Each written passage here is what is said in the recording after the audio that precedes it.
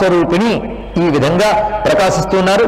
వీరు ఎలా ఉన్నారు అంటే వీళ్ళకి 4 చేతులున్నాయి, దివ్యమైనటువంటి స్ఫటికాంతులతో ప్రకాశిస్తూ వజ్రం శక్తించ తోమరం చక్రం 4 ఆయుధాలు, వజ్రము బల్లెము తోమరం అనబడే ఆయుధాన్ని చక్రాన్ని ధరించి వీళ్ళు భాషిస్తున్నారు. ఆ తర్వాత దానిలోకి మనం ప్రవేశిస్తున్నాం. 8 త్రికోణాల చక్రం. ఈ 8 త్రికోణాల్లోకి మనం ప్రవేశించగానే ఇది ఎలా సృష్టించిందమ్మా అనే దాన్ని ఇక్కడ వివరిస్తున్నారు. బ్రహ్మరంధ్రాత్ సముద్గతం, ఆ బ్రహ్మరంధ్రం నుంచి తీసిందిట తల్లి ఈ చక్రాన్ని. ఈ బ్రహ్మరంధ్రం నుంచి వచ్చిన ఆ చక్రం పేరు సర్వరోగహర చక్రము. ఇప్పుడు తెలిసింది కదా, ఆ చక్రాన్ని ధ్యానిస్తే ఏమొస్తుందో సర్వ రోగములు కూడా పోతాయి. రోగాలు 2 రకాలు, ఆది వ్యాధి. వ్యాధి శరీరానికి వచ్చేది, ఆది మనస్సుకు వచ్చేది. 2 జబ్బులే. ఈ జబ్బులన్నింటినీ పోగొట్టగలిగేటువంటి శక్తి ఈ సర్వరోగహర చక్రేశ్వరి దేవతలకు ఉన్నాయి. ఈ సర్వరోగహరంలో ఉండేటువంటి ఆ దేవతలు మొత్తం 8 మంది ప్రకాశిస్తున్నారు. వాళ్ళ పేర్లు చాలా దివ్యములైనటువంటి పేర్లు వివరిస్తున్నారు. వీళ్ళని వశిన్యాది వాగ్దేవతలు అని అంటారండి. వీళ్ళే లలితా శాస్త్రం మనకి ఇచ్చిన వాళ్ళు. లలితా శాస్త్రం మనం చదువుతున్నామే, ఈ 1000 నామాలు చెప్పిన వాళ్ళు ఇప్పుడు మనకి ఈ 7వ ఆవరణలో ఉన్నటువంటి దేవతలు మనకి ఇచ్చారు. వీళ్ళ పేర్లు చూడండి, వీళ్ళు వాగ్దేవతలు. ఈ వాగ్దేవతలు అంటే అర్థం, మన అక్షరాలు రాసేటప్పుడు ఈ రోజుల్లో అక్షరాభ్యాసం చేసుకుంటున్నారో పిల్లలు, చేయిస్తున్నారో పెద్దలు, ఆలోచించుకోండి. మనకు అక్షరాలు దేవతా స్వరూపాలు, అందుకే వాటిని మాతృకా వర్ణములు అన్నారు.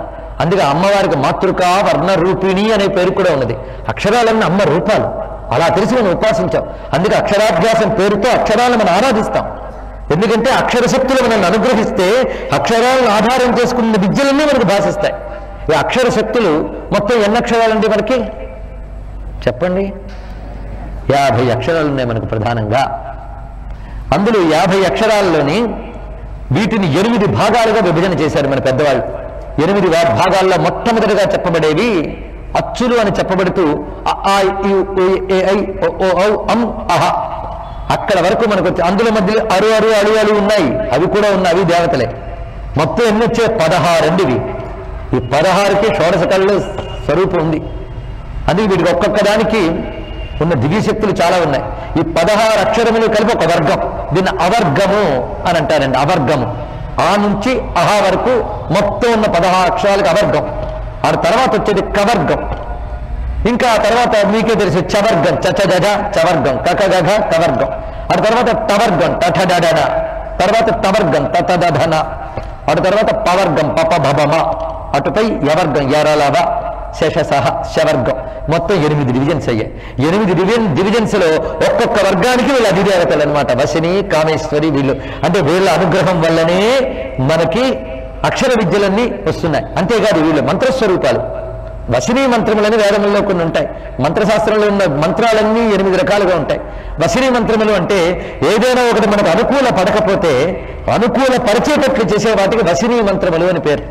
సృష్టిలో ఏదైనా అవచ్చు, ఏదైనా మనకు అనుకూలమైతేనే కదా మనం ఏదైనా చేయగలం. కానీ అనుకూల పరిచే మంత్రాలకు వశిని మంత్రములు, కోరికలు తీర్చే మంత్రాలకి కామేశ మంత్రములు, ఆనందాన్ని కలిగించే మంత్రములకు మోదిని మంత్రములు, చిత్తశుద్ధిని కలిగించే మంత్రములకు విమలా మంత్రములు, అలాగే సర్వత్రా అంతటా మన కీర్తిని వ్యాపింపజేసేటువంటివి అరుణా మంత్రములు అని, జయిని అంటే జయింపజేసేటువంటి మంత్రములు, ఆ తర్వాత ఆధిపత్యాన్ని ఇచ్చే మంత్రములు సర్వేశ్వరి మంత్రములు, యోగ సిద్ధిని అంటే కుండలిని సిద్ధినిచ్చే మంత్రములు కోడిని మంత్రములు అని మొత్తం 8 రకాల మంత్రములు ఉన్నాయి.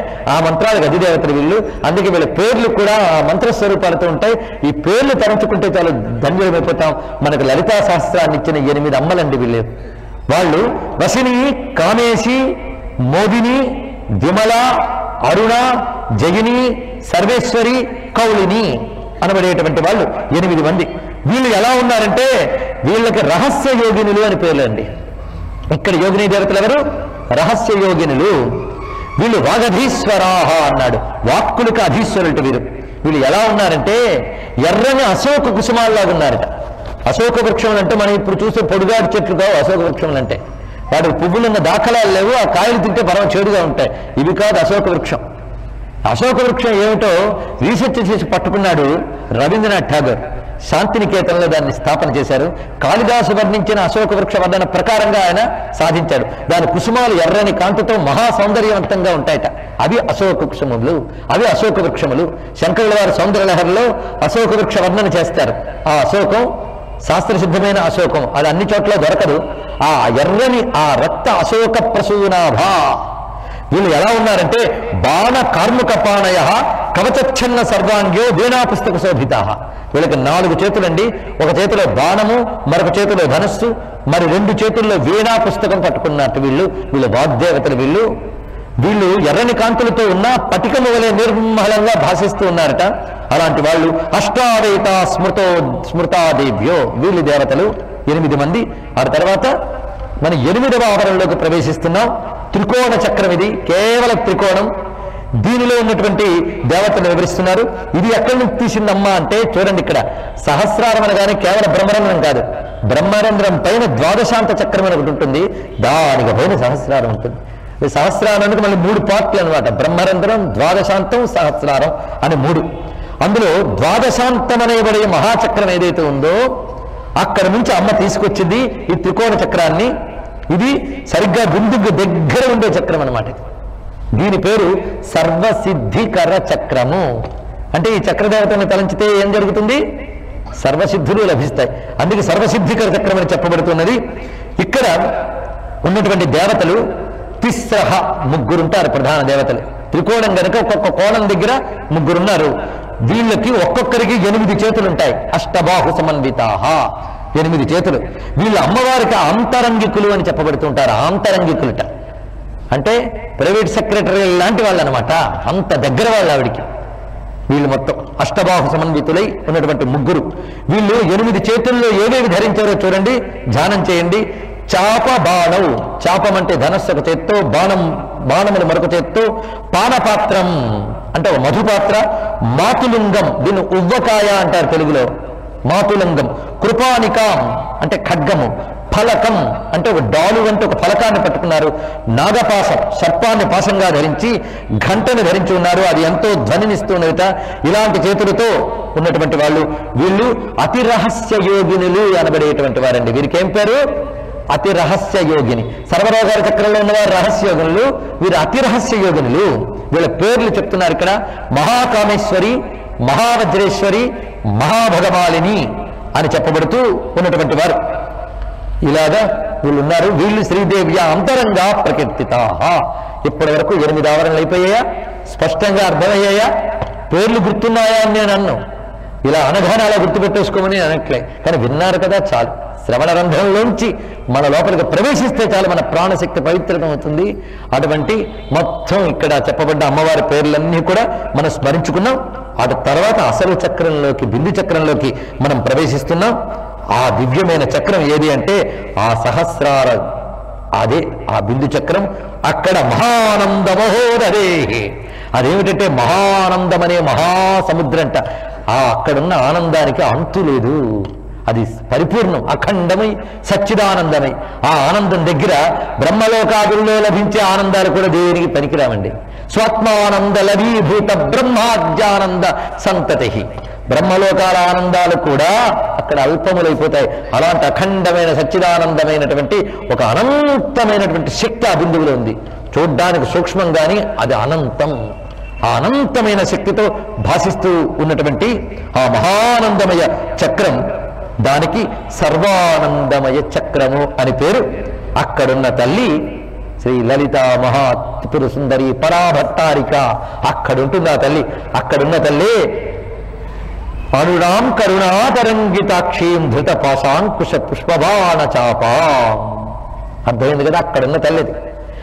ఆ శ్లోకంలోనే మొత్తం నేను చెప్పిన శ్రీచక్రం అంతా మీకుంది. కరుణా తరంగితాక్షి, తరంగాలుగా అమ్మ చూపులు వచ్చాయట. అంటే అమ్మ నుంచి తరంగాలుగా వచ్చిన శక్తి తరంగాలే ఈ 8 ఆవరణలు. ఈ తరంగాలన్నిటికీ హేతువైనటువంటి బిందుపీఠములే జగజ్జనని. అందుకే బైందవాసన అని అమ్మవారికి పేరు. బైందవాసన అంటే బిందుపీఠమునందు ఉన్న తల్లి అని. ఇది ప్రధానమైనటువంటి శక్తి ఈ జగదంబికకి. ఆమె నుంచి వచ్చిన కిరణ శక్తులే ఆమెకి పరిచారకుల్లా పరుచుకుంటూ ఉన్నారు. వారి మధ్యన అమ్మ భాషిస్తూ ఉన్నది. ఈ తల్లిని ధ్యానించాలి అని చెప్తున్నాం. అందుకే మొట్టమొదటి ఇక్కడ చెప్పేటప్పుడు ఏం పేరు చెప్పామండి? ఒక్కటి చెప్పండి. అనిమ అని చెప్పామా? అనిమ మొదలుకొని ఇక్కడ మహావజ్రేశ్వరి భగమాలిన వరకు వీళ్ళందరూ అమ్మవారి కిరణములు. కిరణాలు అంటే మయూఖములు అని పేరు. అదే అనిమాధిభిరావృత మయూఖై, అది ఇక్కడ అర్థం అనమాట. అనిమ నుంచి అక్కడ వరకు ఉన్నటువంటి దేవతలందరూ కూడా కిరణములు. ఇన్ని కిరణాల మధ్య ఉందండి రథం. ఈ రథం మధ్యలో అమ్మ కూర్చుని ఉన్నారు. ఈ రథం ఇలా ఉన్నది, రథ మధ్యలో అమ్మవారు ఉన్నారు. ఇక్కడ అమ్మవారు బిందువులో ఉంటే బిందువు చుట్టూ 15 మంది కూర్చున్నట్టు చూడండి. ఇక్కడ త్రికోణంలో ముగ్గురు చెప్పేసి ఇక్కడ ఒక్క ఆవిడ అంటే ఆవిడ ఒక్కరిని ఎవరు ఉండనిస్తారండి? ఆవిడ చుట్టూ 15 మంది కూర్చున్నట్ట. ఈ 15 మందిని మనం నమస్కరించుకోబోతున్నాం. ఈ 15 మంది వీరు పేర్లు కూడా చాలా దివ్యములైన పేర్లు. వీళ్ళనే తిథి నిత్యాదేవతలు అంటారు. నిత్యాదేవతలు అని వీళ్ళు పాడ్యము నుంచి పూర్ణిమ వరకు వచ్చేటువంటి తిథులకి అధిదేవతలు వీళ్ళు. అలాగే పాడ్యము నుంచి పూర్ణిమ వరకు ఉన్న దేవతలనే సరిగ్గా పూర్ణిమ తర్వాత వచ్చే పాడ్యము నుంచి అమావాస్య వరకు కూడా విలోమ క్రమంలో మనం చెప్పుకుంటూ ఉంటాం. అంటే ఎలాగా? పాడ్యము నుంచి పూర్ణిమ వరకు చెప్పిన తర్వాత మళ్ళీ కృష్ణపాడ్యం వస్తుంది. వచ్చినప్పుడు శుక్లపక్షంలో చతుర్దశి తిథి దేవత ఎవరో, కృష్ణపక్షంలో పాడ్యము తిథి దేవత వారవుతారు. అలాగే శుక్లపక్షంలో త్రయోదశి తిథి దేవత ఎవరో, కృష్ణపక్షంలో ద్వితీయనాడు దేవత వాళ్ళు అవుతారు. ఇలా మనం చూసుకుంటూ వెళుతూ ఉంటే నెలంతా కూడా వీళ్ళ చేతుల్లో ఉందన్నమాట. నెల అంటే మనం లెక్క పెట్టుకునే నెల, ఆ నెలలో ఉండే తిథులకు వీళ్ళు దేవతలు అనమాట, తిథినిచ్చా దేవతలు అని. ఈ నెలలతోనే తయారైంది సంవత్సరం. ఈ సంవత్సరాలతోనే ఋతుచక్రమంతా నడుస్తూ ఉంటుంది. ఈ సంవత్సరాలతోనే యుగాలు, కల్పాలు అన్నీ లెక్క వేశాం. కనుక కాలానికి ప్రధానం సంవత్సరం, సంవత్సరానికి ప్రధానం మాసము, మాసానికి ప్రధానం తిథి. వీళ్ళు తిథులకు దేవతలు. అంటే వీళ్ళెవరు? కాలస్వరూపులు అని అర్థం అనమాట. అందుకు సృష్టిలో ఎవడైనా ఏమంటే మీకు అన్నీ ఉన్నాయి ఎందుకండి అలా బాధపడుతూ ఉంటారంటే టైం బాగులేదండి అంటారు. అవునా లేదా? టైం బాగులేదు. టైం బాగుండాలి అంటే ఈ కాలస్వరూపులైన దేవతలను గ్రహించాలండి. అయితే వీళ్ళందరూ మారుతూ ఉన్నారు. పాడ్యమి నాడు ఎలా ఉందో విధినాడు అలా ఉండదు, తదినాడు అలాగే ఉండదు, మారిపోతూ ఉంటాయి. ఇవన్నీ మారుతూ ఉంటే ఈ 15 అయ్యే. ఈ 15 మారుతూ ఉన్నాయి. వీటిని మార్చే శక్తి మాత్రం మారదండి. అర్థమవుతున్నదా? అందుకే ఈ 16 తిథినిత్యా దేవతల్ని ఎవరు మార్చుతున్నారో ఆవిడ 16 ఆవిడ మధ్యలో కూర్చుంది. 15 తిథినిత్యా దేవతల్ని శాసించే ఆవిడ బిందుపీఠంలో ఉన్న లలితా పరమేశ్వరి. ఆవిడ చుట్టూ 15 ఉన్నాయన్నమాట. అంటే మనం చూస్తున్న కాలం అంతటికీ కూడా కేంద్ర బిందువైన తల్లి ఆవిడ. ఎంత గొప్ప భావాన్ని ఇక్కడ చూపించారు చూసారా? అందుకే లలితా పరమేశ్వరి ఉపాసన, కాళీ ఉపాసన ఒక్కటే. కాళీ అంటే అర్థం ఏమిటి? కాలమే కాళీ. ఇప్పుడు చెప్పినటువంటి తిథినిత్యా దేవతలు కాలస్వరూపులు అయ్యారా లేరా? మరి ఇంత కాలస్వరూపానికి ఆవిడ అధిదేవత. ఈ 15 ఆ ఒకటే కలిపితే 16. ఇది షోడశి అనబడేటువంటి 16వ కళ అమ్మవారు. ఈవిడ మారరు, ఈవిడెప్పుడూ ఒక్కలాగే ఉంటారు.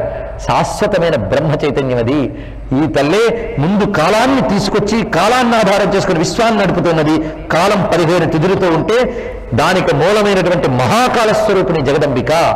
అందుకే ఈ కళనే సాదాక్ష కళ, ధ్రువా కళ అంటారు. ఇదే చంద్రకళ అని చెప్పబడుతున్నది. ఈ 15 చంద్రకళలు మారే కళలు, మారని చంద్రకళ ఈ తల్లి. అందుకే శివుడి తలపై, అమ్మ తలపై చంద్రలేఖ ఉంటుందంటే మారని కళలము మేము అని చెప్పడానికి వాళ్ళు భరించుతుంటారు. ఇన్ని ఆంతర్యాలు ఉంటాయండి. ఇవి మనకు తెలియక ఆ దేవతల తల మీద నెలవంకలు ఎందుకు ఉంటాయండి అని అడుగుతారు. చెప్పడానికి మొదలెడితే నిద్రలు వస్తాయి. అది ఎందుకంటే మనకు ఏకాగ్రతగా వినం మనం. చూడండి ఎన్ని ఆంతర్యాలు ఉన్నాయి ఇక్కడ. మొత్తానికి చుట్టూ కాలశక్తుల్ని పెట్టి మధ్యలో కూర్చుంది ఆ తల్లి. ఇప్పుడు ఆ నిత్యాదేవతను స్మరిద్దాం మనం. కామేశ్వరి, భగమాలిని, నిత్యపిండ, బేరుండ, వన్యాసిని, మహావజ్రేశ్వరి, శివదూతి, త్వరిత, కులసుందరి, నిత్య, నీలపతాక, విజయ, సర్వమంగళ, జ్వాలామాలిని, చిత్ర. వీళ్ళు 15. 16వది లలితా మహానిత్య. ఆవిడనమాట 16వ తల్లి, జగజ్జనని, సర్వమునకు మూలమైనటువంటిది. ఇప్పుడు అర్థమైపోయింది కదా? శ్రీచక్రం అంతా అర్థమైందా? అర్థమైనట్టుందా? నట్టు కాదు, అయ్యింది. హృదయంలో అమ్మను దర్శించాం. ఇప్పుడు తర్వాత వివరం మరొక, ఇక్కడితో పూర్తి కాలేదండి శ్రీచక్రం. ఇంకా బిందువు చుట్టూ వీళ్ళుంటే అమ్మ చుట్టూ ఒక 6 ఉన్నట్ట. వీళ్ళు చాలా ప్రధానమైనటువంటి శక్తులు వీళ్ళు.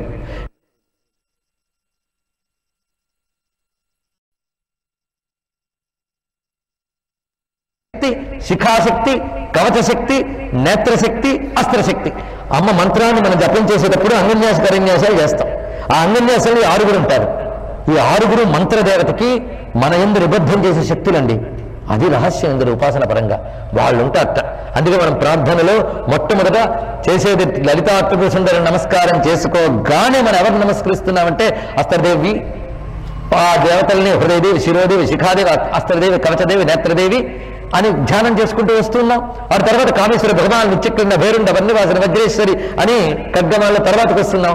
ఆ తర్వాత గురువుల్ని తలంచుకోవాలి. దివ్యోగ, సిద్ధౌగ, మానవోగములు అనబడేటువంటి గురువులు వాళ్ళని తలంచుకుని అప్పుడు ఇక్కడ నుంచి ప్రారంభిస్తున్నామండి.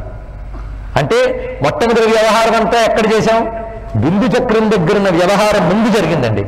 లలితా త్రిపుర సుందరి మొదలు స్మరించి, అస్త్రదేవతలు మొదలైన షడంగ దేవతను స్మరించి, తిథినిత్యా దేవతను స్మరించి, గురువుల్ని స్మరించుకుని నెక్స్ట్ జంపింగ్ ఇక్కడి నుంచి అక్కడి దాకా వెళ్ళిపోయాం. వెళ్ళిపోయాక ఏం చేస్తున్నాం? చక్రేశ్వరి దేవతను స్మరిస్తాం. అప్పుడు ఖడ్గమాల ఆర్డర్ చెప్తున్నా మీకు. అందులో త్రిపుర ఇత్యాదులన్నీ మనకు వెళుతున్నాయి. ఈ దేవతలందరినీ మనం స్మరించుకుంటూ ఉంటాం. అయితే ఇక్కడ నేను చక్రేశ్వరి పేర్లు చెప్పేటప్పుడు సరిగ్గా కొన్ని పేర్ల వరకు మనం చెప్పుకున్నాం. త్రిపురమాలిని అనే తల్లి వరకు వచ్చింది మనకి. త్రిపుర వాసిని దేవత చతుర్దశ సౌభాగ్యదాయక చక్రంలో ఉంది అని చెప్పుకున్నాం. త్రిపుర శ్రీ చక్రము సర్వార్థ సాధక చక్రము అని చెప్పబడేటువంటి చక్రములో ఉంది. ఇది బహిర్దశార చక్రానికి సర్వార్థ సాధక చక్రం అని పేరు. ఇందాక చెప్పిన దాంట్లో అక్కడ ఉన్నటువంటి తల్లి త్రిపురాశ్రీ అని చెప్పబడేటువంటిది. ఇంకోటి మనం ముందే వివరించుకున్నాం, సర్వరక్షాకర చక్రం, అంతర్దశార చక్రం, అక్కడ నిగర్భయోగినులు, తల్లి త్రిపురమాలిని, అది మీకు వివరించాను. ఆ తర్వాత నేను మీకు చెప్పనిది సర్వరోగహర చక్రం అనబడేటువంటి 8 త్రికోణాల్లో ఉన్న చక్రేశ్వరి త్రిపురా సిద్ధ అని. మరి త్రికోణ చక్రానికి ఎవరు చక్రేశ్వరి అంటే త్రిపురాంబ. మరి బిందు చక్రానికి చక్రేశ్వరి ఎవరు? ఆవిడే లలితామహా త్రిపుర సుందరి, ఆవిడ చక్రేశ్వరి అనమాట. ఈ చక్రేశ్వరి నామాలు చెప్పుకుంటాం ఖడ్గమాల్లో. తర్వాత అమ్మవారి విశేషణ నామాలు చెప్తాం. మహామహేశ్వర్యే నమః అని మహామహా శబ్దంతో వచ్చేవి అమ్మవారి విశేషనామములు. ఆ తల్లిని మించి మరొకరు లేరు అని చెప్పి నమస్కారం చేసుకుంటాం. అంటే ఇప్పుడు మనందరం కూర్చుని ఖడ్గమాల అనబడే శుద్ధశక్తిమాలంతా పారాయణ చేసామండి. వింటూ మీరు, అంటూ నేను, మనందరం కూడా ఈ శ్రీచక్రంలో ఉన్న దేవతలందరినీ నమస్కరించుకున్నాం. ఇలా తయారైంది అమ్మవారి రథము. స్పష్టమైందా? ఏమైనా సందేహం ఉందా? ఆనందంగానే ఉంది కదా. 9 ఆవరణలో ఉన్న దేవతలు, వాటి యొక్క చక్రేశ్వరి నామములు, యోగినులు అన్నీ చెప్పబడ్డాయి. అయితే ఇక్కడ మనకి అతిరహస్య యోగిని వరకు వివరించారు. అతిరహస్య యోగిని అంటే త్రికోణ చక్రం వరకు అతిరహస్య యోగిని వరకు వచ్చింది. అదే సర్వరోగార చక్రంలో రహస్య యోగినులు, త్రికోణ చక్రంలో అతిరహస్య యోగిని. మరి బిందు చక్రంలో ఉన్న అమ్మవారు ఎవరు? పరాపర రహస్య యోగిని. ఈ లలితా త్రిపుర సుందరికి మరొక పేరు పరాపర రహస్య యోగిని అని చెప్పబడుతూ ఉన్నదనమాట. ఇప్పుడు ఇంతవరకు మీకు గురువుల గురించి చెప్పలేదు నేను, వాళ్ళ గురించి వస్తాను చూడండి. ఎప్పుడైతే ఈ విధంగా అంతా తయారైందో అప్పుడు అమ్మవారు తన రథం రెడీ అయిపోయింది. శివుణ్ణి చూసిందిట. మేము ఇంత అవస్థపడి తయారు చేస్తుంటే నువ్వు అలా చూస్తూ కూర్చున్నావు, నువ్వేం చెయ్యవా అని అడిగిందిటండి. ఉవాచ నిజహర్తారం కామేశ్వరం. కామేశ్వరుని అడిగింది. అవాముత్పాదిత వినాద భండాసుర వధాయి. భండాసుర వధ కోసం మేము ఇదంతా చేసాం. నువ్వేమో పెద్ద ఉత్సాహంగా మహాయాగమంతా చేసేవే, ఇప్పుడేంటి అలా కూర్చున్నావు నువ్వేమి చెయ్యవా అంటే శివుడు నవ్వి నేను సృష్టిస్తానన్నట్ట. వెంటనే ముఖ హుంకార మాత్రేణానాథచక్రమధాశ్రజం. ఒక్కసారి హుంకరించారట. ఆ హుంకారం నుంచి ఒక చక్రం వచ్చింది. చక్రం అంటే ఇక్కడ సమూహము అని అర్థం అన్నమాట. శ్రీచక్రం అన్నా కూడా సర్వదేవతల సమూహం కనుక దీనికి శ్రీచక్రము అని పేరు. అలాగే ఇప్పుడు ఈయన ఒక సమూహాన్ని సృష్టించాడు. అలా శివుని హుంకారం నుంచి వచ్చిన ఆ చక్రమే గురు చక్రము. ఆ గురువులు దివ్యయుగ, సిద్ధయుగ, మానవయుగ అని 3 విధములుగా ఉంటారు. అంటే శ్రీ విద్యను మన దాకా తీసుకొచ్చిన వాళ్ళు వీళ్ళనమాట. ముందుగా దివ్యయుగ అంటే దేవతల్లో ఉండే గురువులు. దేవతల్లో ఎందరో గురువులు ఉన్నారండి. దాన్ని మనం పరాపరేశ ఇత్యాది నామాల్లో మనం చెప్తూ ఉన్నాం. కానీ వీళ్ళకంటే ముందు బ్రహ్మ, విష్ణు, రుద్రాదుడు, ఇంద్రుడు వీళ్ళందరూ ఉన్నారు. వీళ్ళ నుంచి దేవలోకంలో ఉన్న కొందరు గురువులు శ్రీ విద్యను తీసుకొచ్చారు. అక్కడి నుంచి మనకు తెచ్చిన వాళ్ళు సిద్ధయుగ రెండవది. సిద్ధయుగంలో మనకు అగస్త్యుడు, లోపాముద్ర వీళ్ళందరూ సిద్ధయుగంలో వస్తారు. వీళ్ళు సిద్ధయుగము. ఓఘము అంటే సమూహం, ఏం కన్ఫ్యూజన్ అవ్వద్దు. ఓఘము అంటే సమూహం. దివ్యముఖ అంటే దివ్య సమూహము, అంటే దివ్య గురువులు వాళ్ళు, అంటే దేవతలకు సంబంధించిన గురువులు. సిద్ధౌఘ అంటే సిద్ధులు, అగస్త్యుడు, లోపాముద్ర వీళ్ళందరూ సిద్ధౌఘములు. మూడవది మానవౌఘ. ఈ మానవౌఘంలో శ్రీరామానందమయ, వాసుదేవమయ, రత్నదేవమయ, ప్రభాకరదేవమయ, విష్ణుదేవమయ, వీళ్ళు మానవుల్లో మహర్షులైనటువంటి వాళ్ళు మనకి ఇంతమంది ద్వారా మనకు శ్రీ విద్య వచ్చింది. ఎందుకంటే శ్రీ విద్యకి గురువు పరమేశ్వరుడు. అందుకే శ్రీ విద్యకి ద్రష్ట అయిన ఋషి ఎవరంటే దక్షిణామూర్తి ఋషి. దక్షిణామూర్తి విద్య శ్రీ విద్య, అందుకే దక్షిణామూర్తి రూపిణి అని. దక్షిణామూర్తి నిజానికి వేదాంత శాస్త్ర ప్రకారంగా బ్రహ్మ విద్యకు అధిదేవత ఆయన. మరి ఆయన ఉపదేశించింది శ్రీ విద్య అంటే ఆయన బ్రహ్మ విద్య తప్ప వారికి ఉపదేశించారు ఆయన. కనుక శ్రీ విద్యే బ్రహ్మ విద్య అనడానికి ఇదే ఉదాహరణ. ఆత్మవిద్య మహావిద్య, శ్రీ విద్య కామసేవిత. అందుకే బ్రహ్మ విద్యను ప్రతిష్ఠ చేసిన శంకర భగవత్పాదులు గారు ఇంకా ఏ తంత్రం జోలికి వెళ్లకుండా కేవలం శ్రీ విద్యా తంత్రాన్ని ఎందుకు తీసుకొచ్చారంటే ఉపాసనా మార్గము ద్వారా విచారణకి తీసుకువెళ్ళి మోక్షాన్ని ఇవ్వగలిగే బ్రహ్మ విద్య శ్రీ విద్య అని చెప్పి దీన్ని ఉద్ధరించాడు ఆయన. ఇది రహస్యం అన్నమాట. అందుకు మనకి ఈ దివ్యయోగముల్లో మానవోగంలో శంకర భగవత్పాదుల వారు కూడా మనకి ఉన్నారు. అందుకు గురువు శివస్వరూపుడే. అందుకు శివాయ గురవే నమః అని అంటున్నాం. గురువు ద్వారా అమ్మ మనకు తెలుస్తున్నది. ఆ గురువులో శివుని అనుగ్రహం ఉంటేనే గురువు ద్వారా మనకు అమ్మవారు లభిస్తున్నారు. అందుకే అమ్మని బోధించే గురువులందరూ శివస్వరూపులు. అందుకు ఆ కారణం చేతనే కామేశ్వరుడు హుంకార శబ్దం చేత వీళ్ళందరూ పుట్టారు అని ఇక్కడ చెప్పబడుతున్నది. కనుక దివ్యౌగ సిద్ధౌగ మానవౌగ గురుచక్రాన్ని తయారు చేశాడు కామేశ్వరుడు. ఈ విధంగా దివ్యమైనటువంటి వీళ్ళందరూ 23 మొత్తం. వీళ్ళు సంప్రదాయకరులు. వీళ్ళ పేర్లు ఏంటండి? సంప్రదాయకరులు. సంప్రదాయం అంటే అర్థం ఏమిటి? చక్కగా ఇవ్వబడినది అని అర్థం.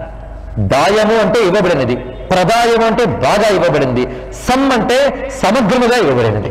సంప్రదాయము. పెద్దలు మనకి చక్కగా జాగ్రత్తగా భద్రపరిచి ఏది ఇచ్చారో దాని పేరు సంప్రదాయం. అర్థమైంది కదా?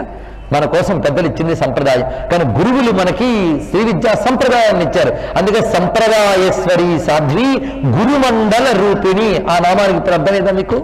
ఈ సంప్రదాయాన్ని ఇచ్చారు. ఈ సంప్రదాయం సాధువైన మార్గం. ఇది సంప్రదాయం అంతా. అందుకే సాధ్వి అని అన్నారు. సాధు మార్గముతో కూడినది మంచి మార్గం ఈ సంప్రదాయం. అక్కడున్న గురుమండలము అంటే దివ్యౌగ సిద్ధౌగ మానవోగములే గురుమండలము. ఈ గురుమండలం అంతా కూడా కామేశ్వరం నుంచి ఆవిర్భవించిందండి. ఇప్పుడు అమ్మవారి రథం రెడీ. ఇప్పుడు అమ్మవారి యొక్క సంకల్ప శక్తుల నుంచి మరో 2 పుట్టారు అమ్మవారికి సహాయం కోసం. వాళ్ళ దగ్గరికి వెళ్తున్నాం మనం. ఈ చక్రరాజ రథం ఇలా ఉంటూ ఉండగా అమ్మ రథంలో కూర్చొని ఒక్కసారి సంకల్పించుకుందట. సంకల్పించుకోగానే అమ్మవారికి ఒక బుద్ధిశక్తి, అహంకార శక్తి ఉంది. మనకి మన పరిమితిలో మనకుంటే అపరిమితమైన అమ్మకి అపరిమితమైన బుద్ధి, అపరిమితమైన అహంకారం ఉంటాయి. మనకు పరిమితమైన బుద్ధి, పరిమితమైన అహంకారం ఉన్నాయి. అమ్మకి అపరిమితమైన బుద్ధి, అపరిమితమైన అహంకారం. ఇక్కడ అహంకారం అంటే గర్వం అని కాదు, నేను అనేటువంటి స్ఫురణ, అహం. ఇదే అన్ని కార్యాలకి ప్రేరణ కలిగిస్తుంది. నేను అనే ఉనికిని ఫీల్ అవ్వకపోతే మనం ఏదీ చేయలేం. అందుకే అమ్మవారు నేను అనుకుంటేనే అన్నీ చేసింది. అదే ఏకోహం బహుశ్యాం అనే వేదమంత్రంలో కూడా మనకు కనిపిస్తున్నది. అందుకే అమ్మవారి యొక్క బుద్ధిశక్తి అంటే ఈ జగన్నిర్మాణం ఎలా చేయాలి అనేది అమ్మ యొక్క బుద్ధిశక్తి. మన బుద్ధిశక్తి మన చేత ఒక పని చేస్తే అమ్మ బుద్ధిశక్తి అన్ని పనులు చేస్తుంది విశ్వంలో. కనుక అమ్మవారి బుద్ధిశక్తి, అహంకార శక్తి, ఈ 2 శక్తుల నుంచి 2 దేవతలు పుట్టారండి. వీళ్ళని ఇప్పుడు మనం నమస్కరించుకోబోతున్నాం. బుద్ధ్యహంకార జనితే ఏ ప్రోక్తే దేవతే పురా శ్యామల కోలముక్షోద్వే తయో రాజ్యాంతు దేవత. అమ్మవారి యొక్క బుద్ధిశక్తి నుంచి శ్యామలాదేవి ఉద్భవించింది. అహంకార శక్తి నుంచి కోలముఖి ఉద్భవించినాడు. కోల అంటే వరాహము అని అర్థం. కోలముఖి అంటే వరాహముఖి. ఈవిడ వారాహి అని అంటాం. వీళ్ళిద్దరూ తయారీ వచ్చేట. వచ్చి అమ్మకి చెరువు పక్కకు వచ్చి నిలబడ్డారు వీళ్ళిద్దరూ కూడా. బుద్ధిశక్తి అటువైపు, అహంకార శక్తి ఇటువైపు, మధ్యలో అమ్మవారు ఉన్నారు. నిన్న కథని జాగ్రత్తగా విన్నవారు పరమేశ్వరుని యొక్క ఇచ్ఛాశక్తి అమ్మవారు అని నేను మీకు చెప్పాను నిన్న. ఇచ్ఛాశక్తి కనుకనే అమ్మకి ఇచ్చకి సంబంధించిన పేరే కామేశ్వరి, కామాక్షి. అయితే ఆ ఇచ్ఛాశక్తిలోనే పరమేశ్వరుని యొక్క బుద్ధిశక్తి, క్రియాశక్తి దాగి ఉన్నాయన్నాం. ఆ బుద్ధిశక్తే శ్యామల, క్రియాశక్తే వారాహి. ఇప్పుడు వారాహి శ్యామలతో కూడిన లలితాంబ అంటే జ్ఞానక్రియాశక్తులతో కూడిన ఇచ్ఛాశక్తి అని అర్థం అనమాట. ఇచ్ఛాశక్తి అంటే ఈశ్వర సంకల్ప శక్తి. ఆ ఈశ్వర సంకల్ప శక్తి బుద్ధిశక్తిగా, అహంకార శక్తిగా అంటే జ్ఞానశక్తిగా, క్రియాశక్తిగా చూపిస్తున్నది. అందుకే శ్రీచక్రానికి అమ్మకి కుడివైపున అంటే దక్షిణం వైపు శ్యామలాదేవి ఉంటుంది, అమ్మవారికి ఎడమ వైపు అంటే ఉత్తరం వైపు తల్లి వారాహీదేవి ఉంటుంది.